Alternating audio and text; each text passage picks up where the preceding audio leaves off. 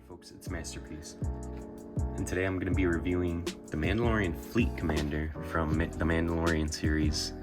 So we got to see this guy with Axe Woves team in the Mandalorian Season 3. We didn't get too many scenes with this guy, but he did look awesome. I'm glad that they released a vintage collection figure for him. So apologies, I realized that I wasn't even recording when I was going over some other stuff, but there's a card back image. This is VC 314 with another image of him right there. I did notice that since he has the Westar 35, he doesn't have like a holster, but that's not too big of a deal. It says, serving under Mercenary turned Privateer Axe Woves, the Mandalorian Fleet Commander sits at the helm of a captured Imperial light cruiser. Then we have some attention and warning labels, barcode, more logos like Disney and Hasbro. Some good stuff. So we're gonna check out everything that came in here. First off, we're starting with the Westar 35. This is super standard with all of these Mandalorian releases. Seems like every Mandalorian has this side arm. He only comes with one. Right here is his helmet. Very nice helmet. The mold of that is awesome. He has like a V logo here too. You notice that in the show. It's not very visible on here, but with certain lighting you could definitely catch it. The rangefinder goes up and down. Very nice.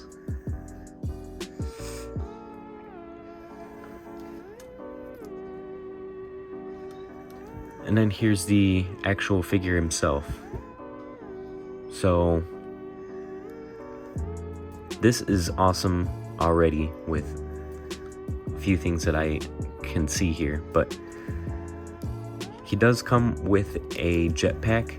Now this jetpack is a new mold. It's very similar to the Boba Fett Z6 model jetpack that the ROTJ1 comes with, except this one looks like he fired his rocket, or he doesn't have a rocket anymore. The paint apps are really good. Has a reflective silver on some parts, then like a gunmetal gray and blues. So this is all new sculpt. Very nice.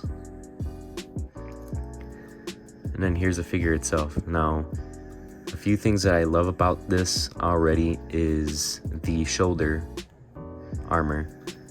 This is what they should have done with the Death Watch figures, in my opinion, because the problem with those was that the shoulder armor was a part of the arm mold, and it just looked really weird when you were moving their arms, not to mention that it just looked weird in general.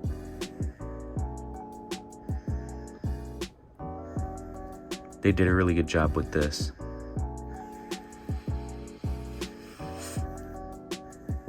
So actually the shoulder armor is attached to the torso. It's a part of the torso, not even a part of the arm. Really good. Going over articulation, it has rocker ankles.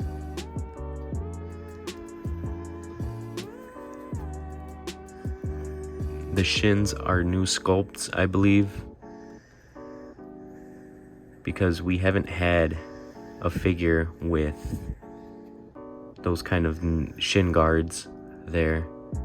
The closest thing we have to that is Din Djarin with his, but even that's a different sculpt because the Privateer doesn't have the lower strap and he doesn't have the top strap with the shells. So that's a plus.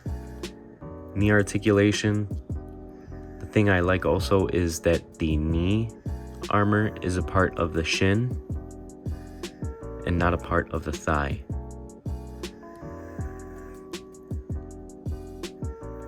So like, let's look at Django here, for example. Amazing figure, but the thing about the knee armor is that it's a part of the shin. So when you bend the knee, it's not really protecting the knee like it's supposed to, like it's meant to. It might be a little bit nitpicking, yeah, sure, okay, but I mean, this makes sense. This just makes sense, and I like that. Swivel at the thigh, right there is a seam, and barbell hips.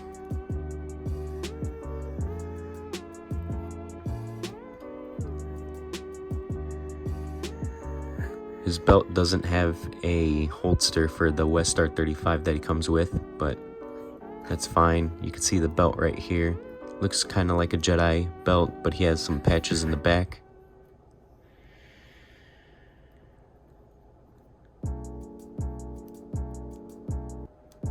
There's a chest armor. Very similar to ROTJ Boba Fett. There's a back, so I don't think that's new. That's not like a new mold or anything like that, but it actually, now that I think of it, it is, because these shoulder armor pieces are a part of the torso. All right, so here's the head articulation, pretty standard. It's not that great when it comes to moving up and down. And to my surprise, I thought this was just a helmet that you put over the head, but it's not. You could add it on, take the head off, and there you go. Put on the helmet, which looks really good. So I'm very surprised that they decided to do that. This is an amazing figure. Look at that.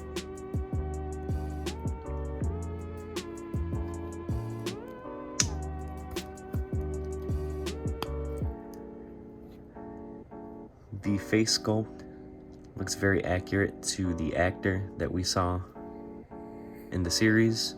Yeah, this guy with the helmet looks so good.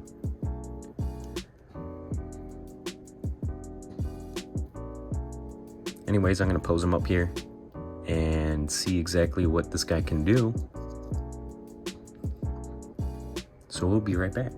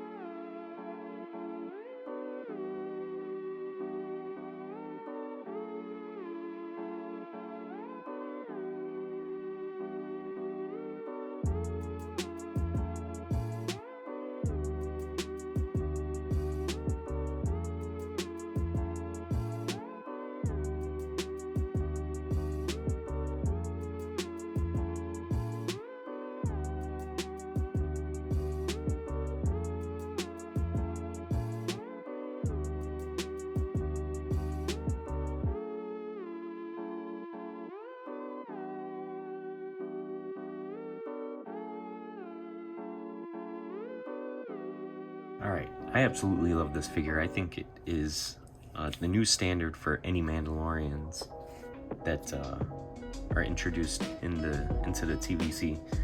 You know me, I like my Mandalorians, especially if they're coming into the vintage collection line, and this guy's no exception. I mean, the little details, like the knee guards being on the actual shin, is awesome.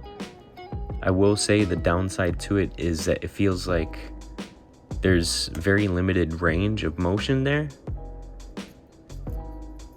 but it looks better. It looks great. Also, the fact that the shoulder armor parts are a part of the torso and not a part of the actual mold for the arm is another plus. The fact that they made the helmet a separate mold piece for you to interchange with this and helmet is awesome. And the new mold of the jetpack is also a plus too. So what do I think about this figure? I think it's definitely a must. I might even get multiples of these to try to make customs out of them for other Mandalorians and all that kind of stuff. I have another review tomorrow that I'm going to be talking about that utilizes this figure, but stay tuned for that video. You're not going to want to miss it. Like, comment, subscribe so you don't miss any videos that I upload, and ring the bell icon so that you're notified whenever I upload a new video. So for now, that's going to be it. Peace.